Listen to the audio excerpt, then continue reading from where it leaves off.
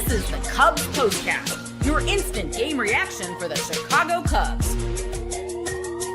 Part of the Locked On Podcast Network. Your team every day. What's up, everybody? Welcome into the Locked On Cubs Postcast here on the Locked On Cubs YouTube channel. Joe George here with you on Twitter, Instagram, and TikTok at Joe George Radio. The Cubs put up 8 runs in the 6th inning, 14 runs overall, and win the game 14-1 against the Marlins, doing what all Cubs fans needed in this game. They put a smile on our face. They made us enjoy baseball after last night's disaster. So good win for the Cubs. Yes, it's the Marlins, but we're going to talk about the 6th inning. We're going to talk about Kyle Tucker, Jameson Taillon, what we saw from him, and the immediate impact that we've seen from Matt Shaw in just 2 games, offensively and defensively, have been very positive for the Cubs. Maybe the thing, honestly, I'm the most excited about that's happened in these 2 Marlins games is the performance of Matt Shaw. But we got to get to the big inning of the game, and that will be our turning point of today's game. Time to reveal where the game was won or lost. It's the turning point. All right, so 1-1 game going into the 6th inning, and all of a sudden, all hell breaks loose against the Marlins. Seiya Suzuki starts the inning off with a walk. Kyle Tucker gets a single, so you got first and second with no outs. Carson Kelly with the slowest roller ever, but the pitcher eats it, so you got bases loaded with no outs. Dansby Swanson, single, moves everyone over, 2-1 Cubs. PCA, single, moves everyone over, 3-1 Cubs. Then Nico Horner, 2 RBI single. So it's first and third, it's 5-1 Cubs. They have no outs. They've scored 4 runs in the 6th inning already. Justin Turner gets a sac fly, and then Matt Shaw gets the RBI double to make it 7-1 for the Cubs with the runner on second and only 1 out. Next batter got out, and then it was Ian Happ, and then Seiya Suzuki comes out and hits a tank shot. So he starts the inning with the walk. He gets a 2-run homer in the same exact inning. Great game from Seiya Suzuki. 3 hits, 4 RBIs, plays right field. We talked about this on yesterday's postcast show. I was really hoping Kyle Tucker was going to take the day off from right field after hitting against the wall, after the catch that Cubs fans are very split on. If you look at like the nerdy analytics, the catch yesterday and the first game of this Marlins series, they're saying Kyle Tucker had a 50% chance to catch it, the one that he did not, that people want to blame the loss on him for. So Suzuki gets 3 hits. Tucker's DHing. He gets 3 hits. So nice to see that from those 2 guys at the top of the order, and Ian Happ return. And yes, he only got his 1 hit of the game against a position player. Goes 1 for 6 in this one, 3 strikeouts. Not to be unexpected, obviously. The pitcher was coming out. I mean, this guy, I enjoy him. I don't want to, but Weathers is good. He has been fun to watch, honestly, against the Cubs. You don't want to root for other guys, but his 2 starts against the Cubs this year, I've been impressed with him. I saw some people in the chat saying they kind of want the Cubs to pursue him in the offseason. Honestly, depending on how this season goes, like this might be one of the guys you target at the deadline. I'm not sure, he's there just yet, but I'm intrigued by what we've seen from Weathers in both these starts against the Cubs, and the Cubs got to him in this game. So that inning, they blow up. They completely just take over this ball game. Of course, they get a bunch of garbage time runs against a position player who is throwing submarine, made Bruhan laugh after that strike that he had, and they scored 5 more runs in the 9th inning. But look, it was a stress-free game, but there was a lot to watch for, I think, in this one. Besides the Ian Happ return we just mentioned, you also have Jameson Taillon coming back in this start. His 2 previous starts gave up 7 home runs in 8 innings. His first 6 starts of the season, his first 7 starts of the season, he only gave up 6 home runs total. So you've got this good chunk of baseball, 2 very bad games from Jameson Taillon. So what is he going to do in this game? That, to me, was the number one thing that I was watching for. And he comes out, 7 innings pitched, 4 hits, 1 earned run, a homer, 3 walks, and 2 strikeouts. 87 pitches, gets you deep, gets you into the 7th, which you need, because with Porter Hodge going on the injured list for 15 days, with other guys who've, Palencia has been either up and down or pitched 4 straight days, knew he wasn't going to be available. He kind of needed the start from Jameson Taillon. That, to me, was another huge factor in this game of why it is an important win, because as you're dealing with the injuries and everything that's going on with the Cubs bullpen this year being a little bit of a roller coaster, to say it nicely, you have to occasionally get starts like this. So for Taillon to go out there and get you 7 innings, and then for Flexen to come in and get you the final 2 innings in this ballgame, just give the bullpen a break. they needed it. Like these guys are going to be relied on more. We're going to find out really who the closer is. I expect it to be Palencia over at least this next 15-day stretch without Porter Hodge. But of course, we expect it to be more than that. It's an oblique injury. We're just trying to be a little optimistic as we can be. So the more you can limit the bullpen, the better. And that's what Taillon did in this game. And again, he gave up 1 home run, but it almost changes the perception of the last 2 starts now because yes, he gave up a lot of home runs. He gave 3 home runs in the last start against the Marlins, but now in 2 starts against the Marlins, he's pitched 13 innings, 2 quality starts. The strikeout numbers still aren't there, but the home run, 4 home runs in 2 games, it feels a little bit better now looking at this as a 2-game sample size versus the previous 2. So it doesn't change the stress level I think Cubs fans had with Taillon, or maybe still have, and probably should still have with him on the mound, but just nice to see that bounce back performance because you don't want to see him unravel like that for a 3rd game in a row because it would have led to much bigger questions and problems. So again, I'd like to see it again for this next start they'll have against another team that, well, if he's starting against the Reds, it's against a team that's above 500, but I'm not sure who will match up against next off the top of my head. But so overall, very positive from Jameson Taillon, very positive from a lot of the guys on the day, including who we're going to give our Locked On Player of the Game to. This is the Locked On Player of the Game. So we're going to kind of keep it rolling with just getting the vibes being good again after yesterday's loss. We're going to give the Locked On Player of the Game today to Kyle Tucker. Now, you could argue Taillon, Suzuki, and Tucker, all deserving of this one.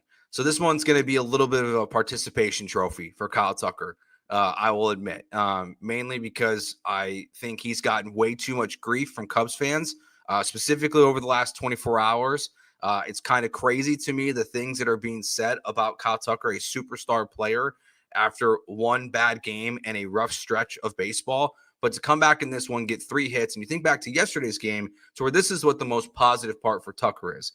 In the 8-7 loss to the Marlins, he has 3 balls hit that go over 100 miles per hour. Now, I think all of those were outs. So he's hitting the ball, hard contact, and then he comes back out today, gets the homer early on the game, absolute tank shot, and then he gets 2 more singles in the game for a 3-hit game himself. So hopefully, with how hard he was hitting the baseball on Monday's game and then what happened today in Tuesday's game, this is the turn back around for Kyle Tucker because he needs it. I mean, it's been a grind the last month. He would tell you, everyone would tell you, it's been a mess for Tucker. There's no ignoring it. So today hopefully this is just the game that gets him really back on track because they need it. They are one of the best offenses in baseball. They're now what? I forgot what the record was going to the game. They're 9 games above 500, and Kyle Tucker has been brutal basically for a month. So if this can be what spurs Kyle Tucker to get going again, it just again can make this lineup even better, especially with what we're going to talk about in the second segment of the show today, and that is Matt Shaw and the immediate impact that he is making on this team. So we'll get to your comments, your questions here live on YouTube in the chat. Remember, if you're not here live with us and you're listening on audio or listening later, you can tweet me your questions at Joe George Radio. I will always respond to Cubs questions that come my way. So we'll get to all of that coming up next year in the Locked On Cubs postcast on the Locked On Cubs YouTube channel.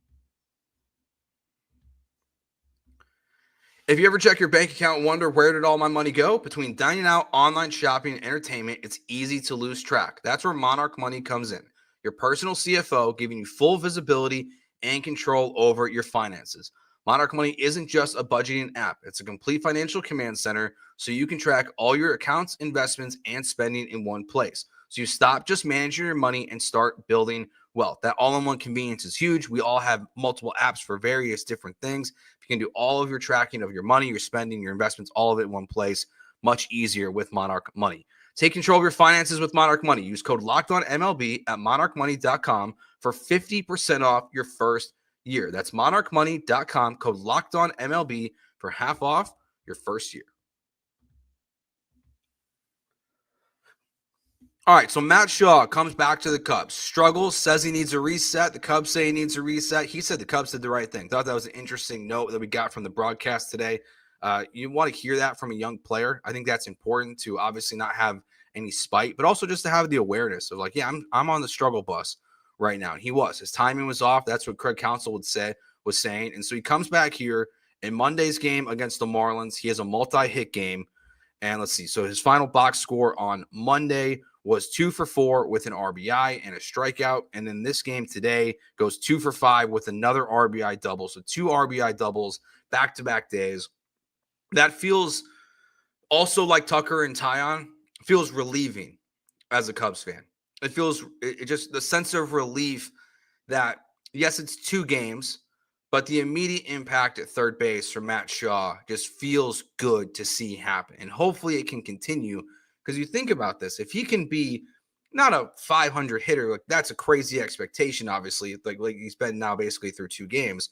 But if he can constantly be a contributor to this lineup, the team that's already had the best offense in baseball now removes the black hole at third base offensively. If he can contribute to that in any way, that just feels, it just raises the ceiling, I think, again, for what the Cubs can be, because it felt like a problem. And we've seen in 2 games so far, Matt Shaw has come up because the baseball is going to find you. It's the way baseball works. We all know this, that like if you're slumping, you're going to have guys in front of you. If you're struggling and sent down and called back up, you're going to have guys on base. And that's what Shaw has had.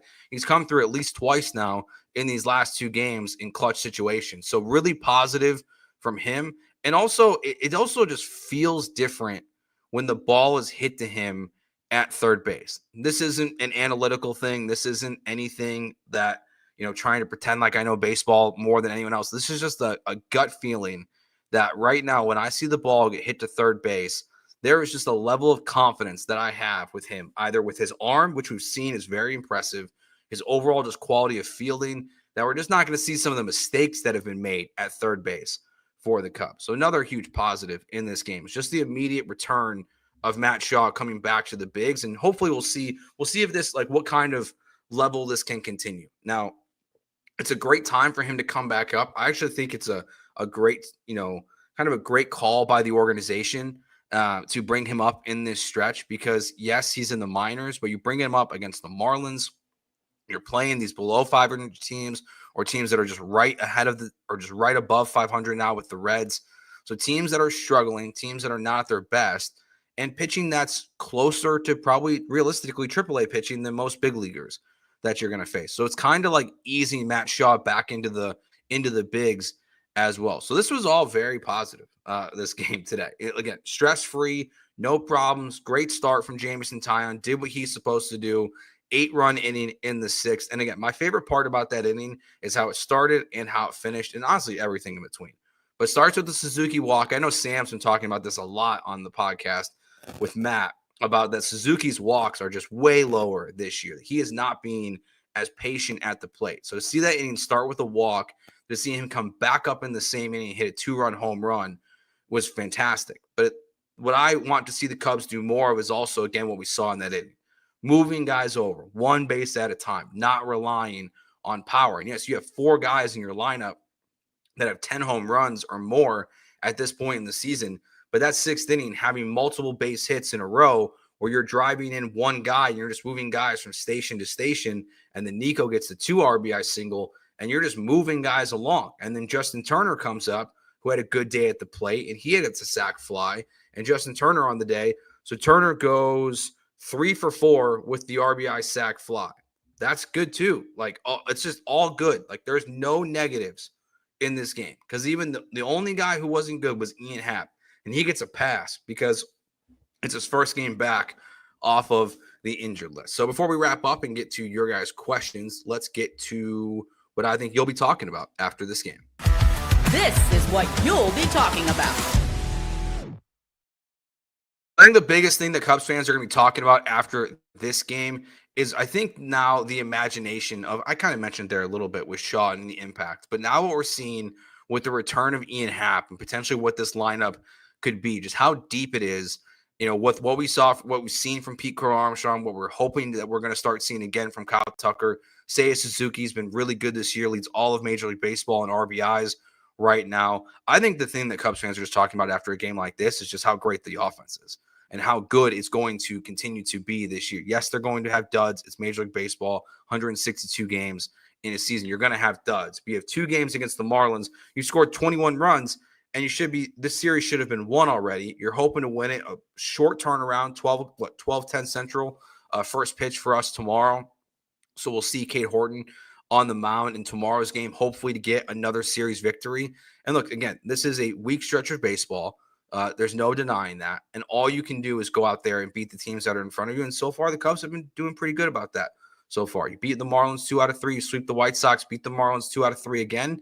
And you're starting to roll through this lineup and, this part of the season. And as the Cardinals are, I think as we're doing this live, they're losing, but they're on a hot streak. Like, this division race, this stretch of games does feel important. It's why I would never tell anyone to discount these games right now against inferior competition, because in the long run, if this stretch did not go well, I feel like we would look back at it and say that's where the Cubs missed their opportunity this season. That to me is why this 21-game stretch is so important, because especially the way the Cardinals are playing right now. Like, we got a lot of baseball to go, like 120-something games left to go, it feels like, still in the season. I can't do math. So maybe it's like 110 games left to go in the season. But like, this is an important stretch of baseball for the Cubs. I don't want anyone to ignore that as well. Any last second questions or comments? I know a lot of people still talking about adding a starting pitcher. Yes, eventually they will add. Jed Hoyer was on The Score today, asked about acquisitions at the deadline, and basically said nothing's going to happen right now. Those are going to happen in a month or so. So for people that want it, I want it too. I want it right now. I want I want to see someone come to the Cubs into this rotation, probably into this bullpen as well, and make an immediate impact on this team. But based off Jed's comments today, or on Tuesday morning, we'll have to kind of wait and see a little bit for that. We don't see a lot of trades early in the season. I'd like to see the Cubs be aggressive, go get someone right now, but it feels like we're going to be waiting for that to happen. So good win for the Cubs, 14-1 against the Miami Marlins. The series is currently tied, and we'll be back tomorrow live during the day as soon as the Cubs and Marlins game 3 of this series wraps up. Thanks for watching. Thanks for checking us out. Remember, hit that subscribe button on YouTube as well to Apple Podcasts, Spotify, wherever you find Locked On Cubs. Hit that subscribe button, also on those on the audio podcast. Make sure you leave us a 5-star review as well. So thanks for watching. We will talk to you tomorrow. Matt and Sam will have a show coming up a little bit later.